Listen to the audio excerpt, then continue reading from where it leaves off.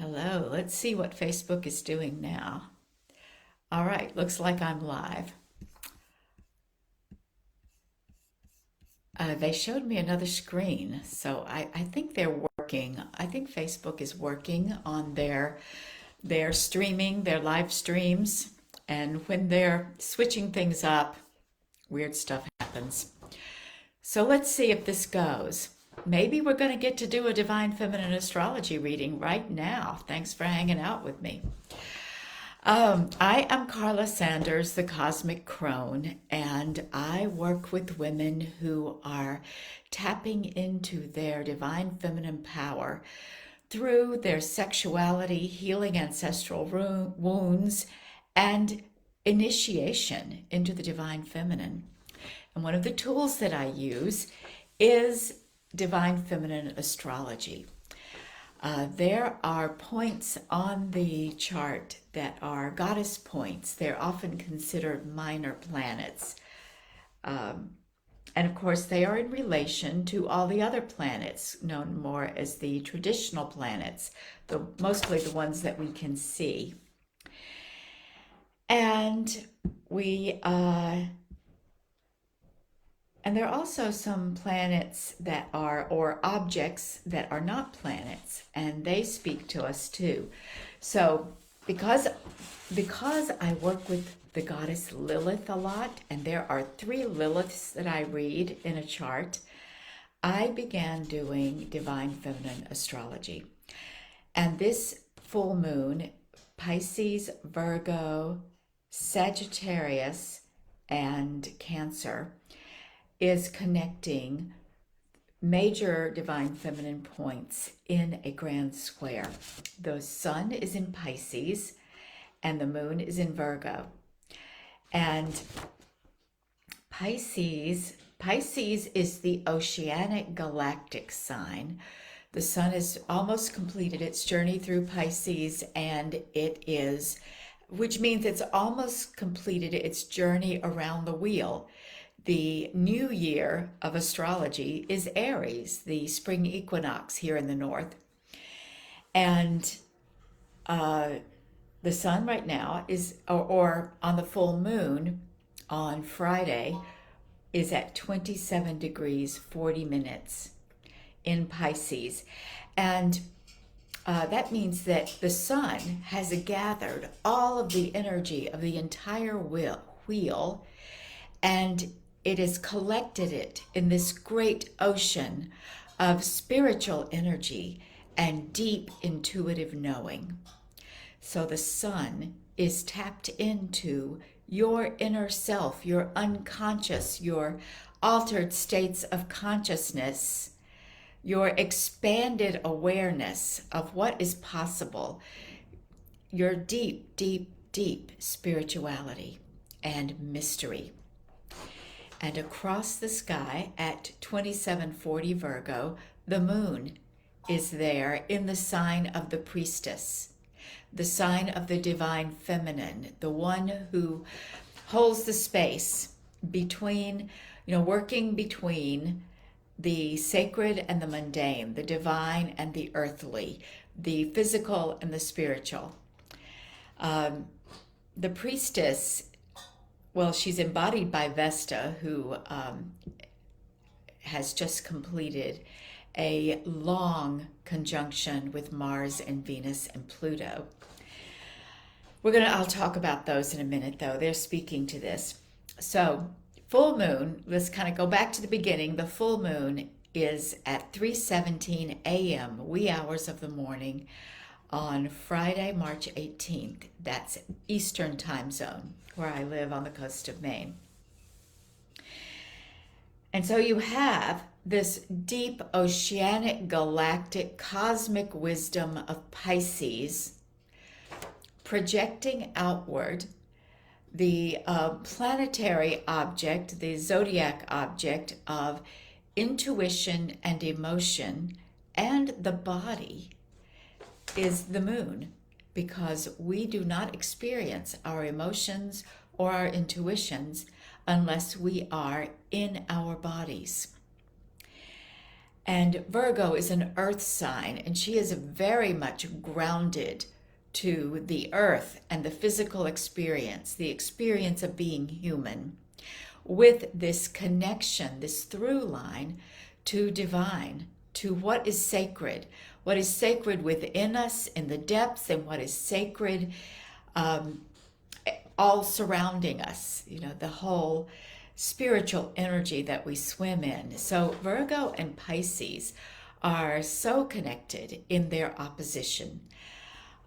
And the moon and the sun at every opposition, every full moon is an opposition between the sun and the moon. So here we are, sun in Pisces. We are tapped in to our deepest self, our deepest inner knowing, our spirituality, our sacredness. And we are floating and swimming and diving and flying, all of it. And across the sky is the moon saying, I am your body over here. I am your feelings. I am your emotion. I am your gut, your belly, your womb, your genitals, all the parts of you that feel. And sometimes we can feel like, well, what are you doing over there? I need you here with me. And I was born with the moon in Virgo, sun in Pisces. I was born at a full moon. So this is something, a dynamic that I'm very familiar with, and I have worked my entire life to understand it. I used to look at the moon. Actually, some of my earliest memories are singing to the moon. I loved the moon. And so when the moon would be high in the sky at night, I would go out and sing. There was a song, I see the moon sees me. God made the moon and God made me. God, let the moon that shines on me shine on the one I love. You may have heard a song like this yourself. But then as I grew up and began to look at astrology to a certain degree, was like, I don't know what that means. And I felt this strange blend of embodied but not understanding my body, being cut off from my body and my emotions and my intuition. And in fact, a lot of my spiritual journey over the past 25 or 30 years has been that deep desire to connect with something that was not supported or understood in my childhood. The body was actually considered a necessary evil, a problem, something that was sinful and ugly, and emotions were to be controlled, and intuition was not at all understood. We didn't even have intuition as far as I knew. And so I had to overcome all of that very consciously. And what I have learned, and this is a fairly recent discovery, if we want to work with oppositions in our chart, that energy, and this can be any opposition of any planets, any houses, any signs, but especially the sun and the moon, because they are us. The sun is our body and our energy radiating outward, our joy and our experience of being human, and the moon, our emotions, our intuitions, our interior life, our physical cycles, our relationship to nature. So when these two are opposite, we really feel that. And we can feel it as something difficult and challenging and crazy-making even, lunacy, werewolves, maybe even vampires. But the thing to remember is that you are here. This is the earth here in the center, and everything that's happening in the sky is all around. And so you stand in the center and you look to the moon and say, come into me, shine on me, shine through me. And then at your back is the sun. And you can turn around and face the sun if you want to and say, come into me. Both of you, come in and bring your energy into me and feel how this energy mingles, how it converses, how it dances inside of you.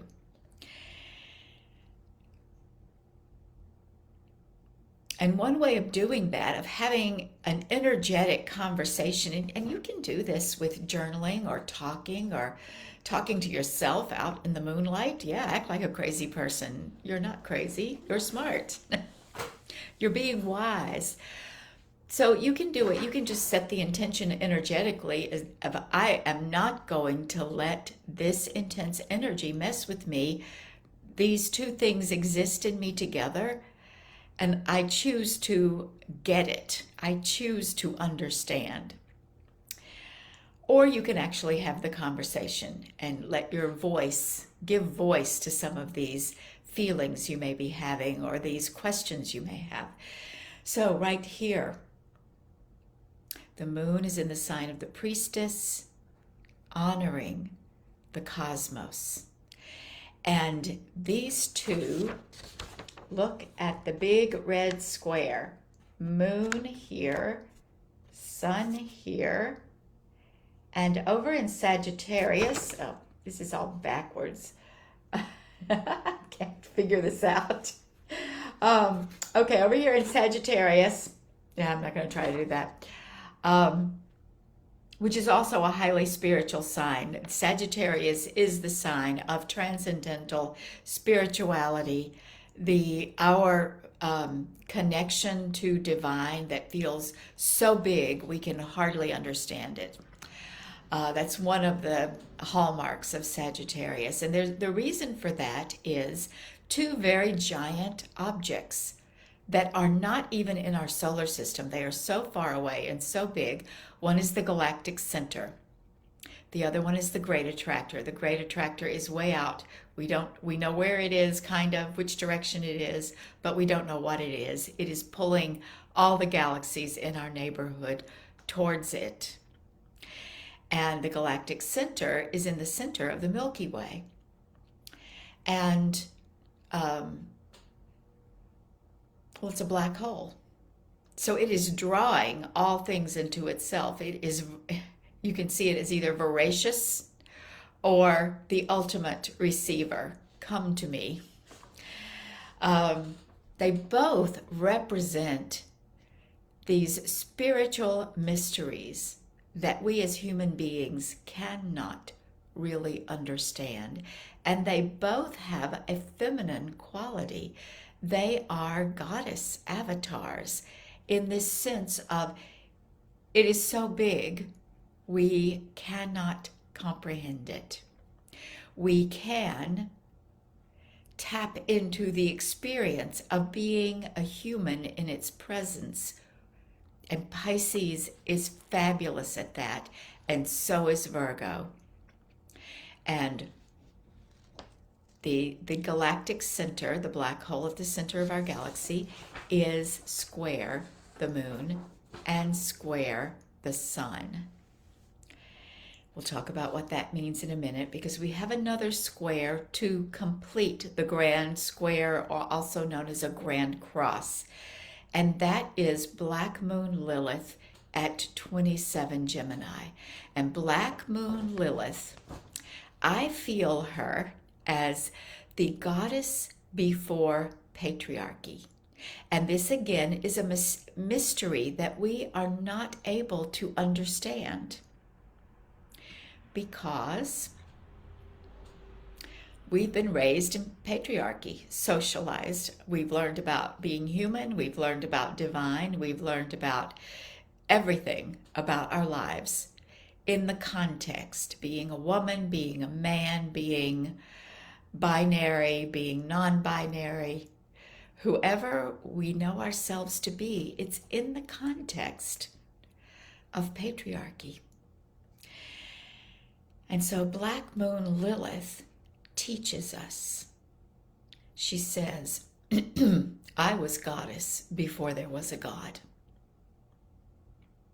I called the God to me to be a part of my experience, to co-create with me. But before there was God, there was only me. And Black Moon Lilith has that, I see her with a figure 8. And her figure 8 is reaching up and scooping energy, nothingness from the void of space, of the universe, of nothing, and bringing it through a vortex, her body, into the physical world. She creates everything. And so it makes the figure 8 like this. It can be up and down, above and below, or it can be right and left. And she brings all of that into being, and she shows us how it's done. And especially people with wombs, we really relate to Black Moon Lilith. We embody her because that's what the womb does. The womb reaches out into nothingness and gathers up the energy of a being, a new person, and brings it into the energy of the egg, where it is ignited by the masculine with sperm. This is a sexual act of both lovemaking, excuse me, lovemaking, pleasure, sex, intercourse, and then the merging of sperm and egg, which is sex on a both minuscule and cosmic level, and creates this mystery of a new human being. This is something that we have in our makeup, potentially, whether or not we ever choose to become parents or even have sex or have sex with a member of the opposite gender. So this is simply the way the energy dances in us, the divine feminine and the sacred masculine. And that's, we can talk a whole lot about that. We can teach entire courses for years and years. I do it. I have studied in those courses and I teach those courses. So for this, I just give you the figure 8 and the great nothingness, oceanic and galactic. And so here we are. We have these metaphors of our existence, of our awareness. The sun is, this is my I am, how I show up in the world. The moon is how I feel and what I know in the world. The galactic center is the great void in which I exist. My world and I exist there together. And Black Moon Lilith says, I'm why you're here. I made you. And I can show you how to imitate me and make the things you came here to make.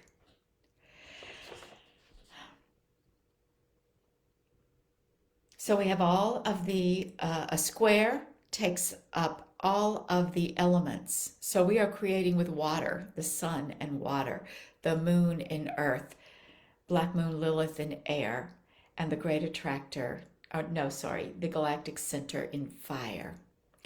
And they are making a square, which is a rigid structure. And the implication is that they're stuck. And you may feel this energy, this erotic, sacred sexual energy. You may be feeling this as a stuckness. It may not be flowing right now as you're building up to the full moon. And that is, that's the square. It's holding things together. And it is saying squares of any kind, whether it's 2 planets or whether it's 4 planets making a grand square, they're saying you need to take action. You need to make a decision. You have to do something to shift. And it can be an action, but every action is preceded by a decision. So energetically, you are saying, what, first off, you might be asking a question. What do I need to move? What do I need to shift? What energy is available for me? How can I unlock all this energy that is making me feel really tight and really contained and like I want to jump out of my skin, but I can't? Well, we actually have some beautiful energy right here. And it's interesting because it's parallel. Let me see if I can find it. There is Chiron and a conjunction down here with Chiron and Pallas Athene, and they are connecting to the great attractor, the other great divine feminine personage in Sagittarius. And the line, it's a trine. That means it's a flow. It's a flow of energy. These two are saying, I got you over here. Okay, great. Now I got you over here. Let's help those people do what they need to do. So the great attractor is the great mystery, and Chiron is the mentor, the healer, the initiator. Chiron is stern. He has some things in common. Chiron is almost like a blend of the other major planets, like Uranus and Mars, and less Mars. He has less Mars in him, but some, because he mentored the heroes, and the heroes were often warriors. So yeah, he's got Mars, Saturn, Uranus, and Jupiter all rolled into one, with a lot of the divine feminine, because he has a consort, Chariklo, who is a healer, and she plays into this chart as well. And he's here with Pallas Athene, who is strategy. She is strategy and intellectual power. She is connecting all of this mystical, disembodied / embodied energy into productive thought. How can we make this work? How do we use our minds to help us heal? What do we need to be aware of? How can we put this puzzle together? So those two are giving you energy that you can use to do the work of unleashing this square. Now, the moon will help too, because the moon is holding this square for just a few hours. And then the moon is going to move on, and it's going to release tons of emotional energy. It's going to switch it over into Libra and onward into Scorpio, and it's all of a sudden, maybe you'll have a good cry, maybe you'll scream, maybe you'll dance, maybe you'll have a bunch of orgasms, but you will release. And as you release, especially if you've done this work that you are being called to do over the next couple of days, you can tap in and let go. And you don't even have to know what it is. You do not have to relive old trauma, know what your parents or grandparents experienced, have a past life regression. You just need to feel what you feel and connect with the earth and with the cosmos, and realize that you can move it all and you can release it. Now, the great attractor is square Nessus, exactly square. Nessus is conjunct Mercury. So you have Nessus and Mercury in Pisces, and we've got some communication of the ancestral wounds. I just said you don't have to relive the old trauma or the ancestral stories. But one way or the other, it will be communicated with you. It might be, we use the word trigger. You may see a post on social media. You may watch a movie. You may pick up a book. Somebody may say something to you, and it's vibrating all of that old pain that you're carrying inside. And you still may not know the story, but you are resonating and it's loosening up. And so your emotions will respond and you can release. And you can give it to God. You can send it right up that line to the great attractor and say, I don't need this anymore. Take this away. I have metabolized this. And that is one thing about release that we've got to remember. You cannot let it go until you're finished. And very often we want to let it go because it hurts, it's interfering. But if we have not done the work to heal it, to love it, it won't release. We can say, I release you all day long, and it will just come back harder and harder until we deal with what's going on. So who are the other helpers here? Well, the great helpers are, I mentioned Chariklo. Chariklo is part of a triple conjunction of Venus, Mars, and Chariklo in Aquarius, in the collective. And Aquarius is the sign of the group. So full moons are actually excellent times to get together and circle. And some of us are feeling a little more comfortable about getting together in circle. And this time of year, we may have better weather so that we can stay outside and gather more safely. But Chariklo has water energy, herbal energy. Mars has masculine, erotic, decisive, potent, protective, defender energy. He is the warrior. He says, what do you need? I'll go get it for you. Or what are you doing? I can protect you while you do it. And Venus is the bright and shining goddess. They are shining in the morning. They're at 3 a.m. They may be just rising together as the moon is turning full on the other side of the sky. So if you have clear skies on Friday morning, see if you can get out. Maybe you'll wake up at 3 a.m. if you're in the eastern seaboard of the United States or Canada for sure. You can very possibly go out and see these planets and dance with them. And this brings up the other way that we work with ancient wounds and how we work with the energy. And when we feel that grand square, what do? Ritual. So I'm fond of giving you rituals to use on full moons and new moons. And whether you are with a circle or whether you are solo,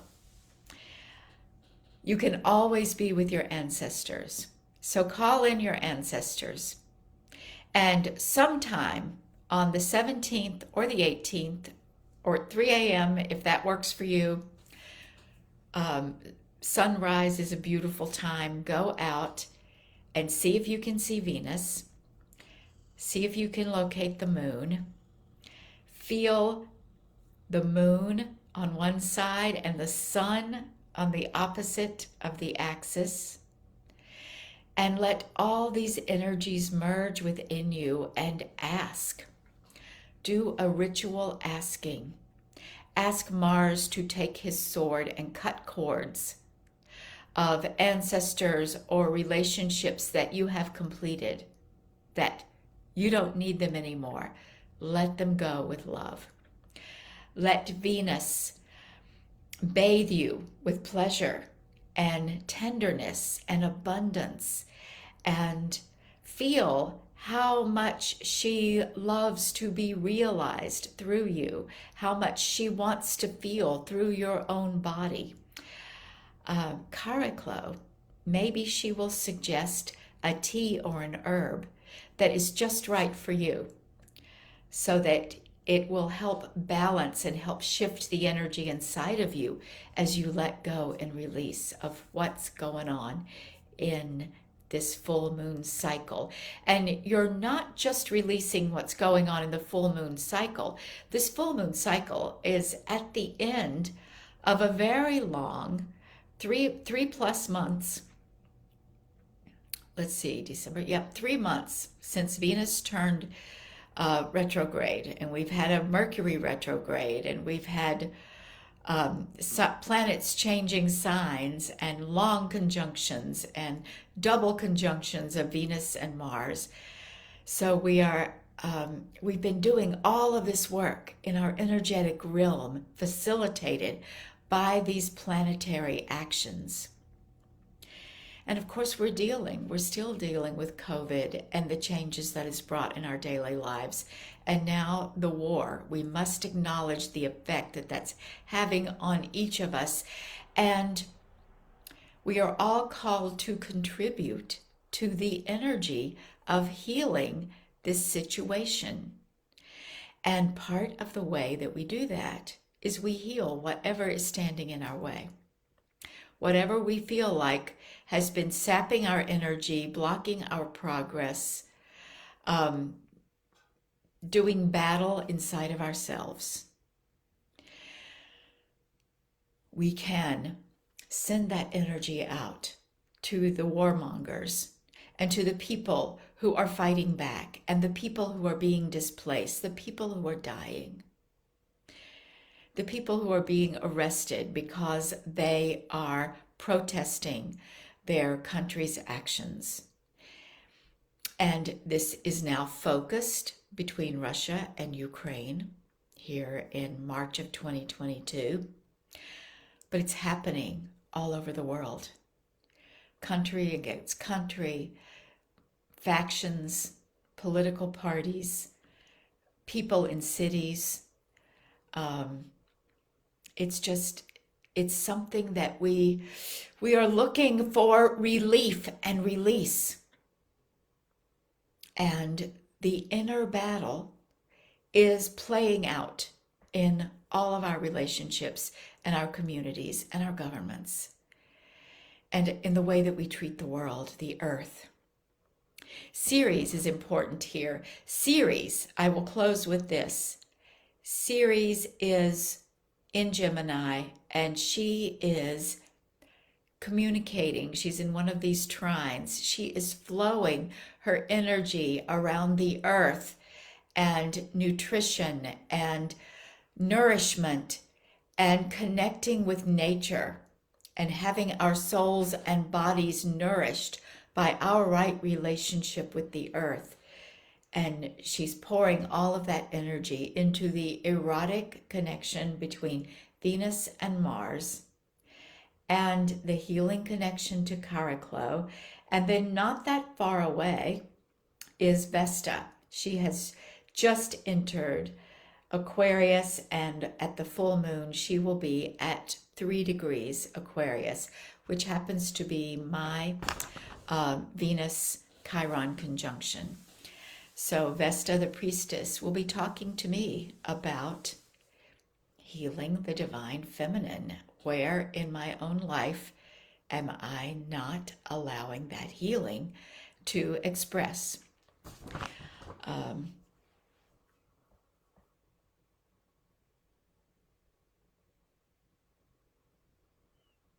So be with the earth.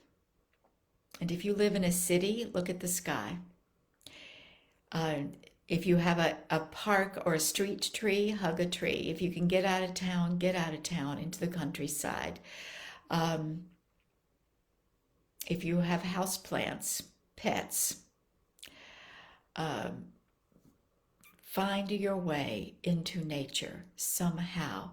Place your hands on the earth ritually, and send love and receive love back.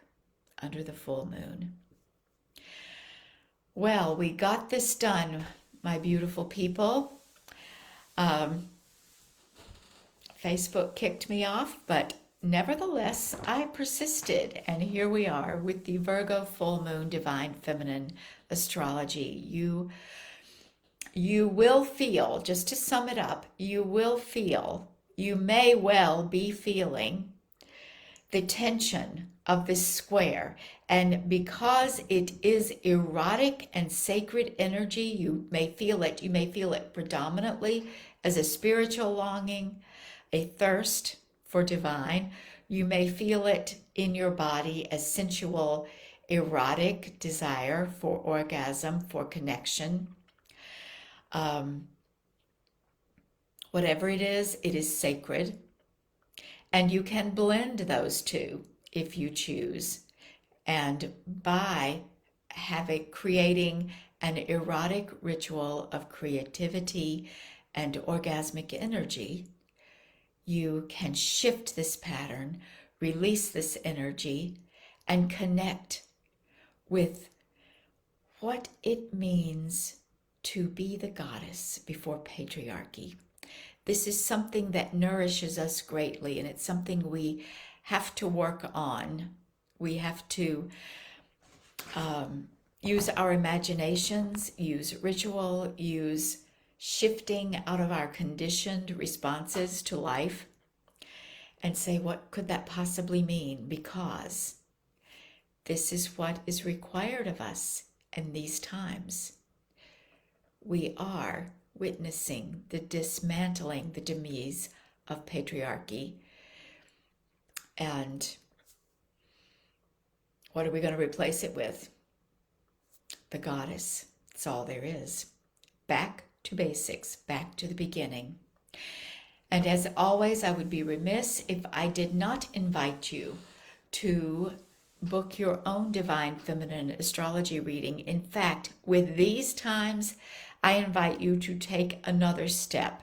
I'm going to place a link for Desire and Destiny. It is a 3-session program that looks first at astrology, and then it looks at more astrology, and then it looks at your body, and it looks at your spirit, and gives you practices and helps you metabolize and work through some of the things that are revealed in the divine feminine astrology. I've had many people who signed up just for the astrology reading say, I need more, I need more, I need more. And so I'm going to invite you to choose more right at the very front. Thank you so much. I wish you a blessed full moon, and I will see you again soon.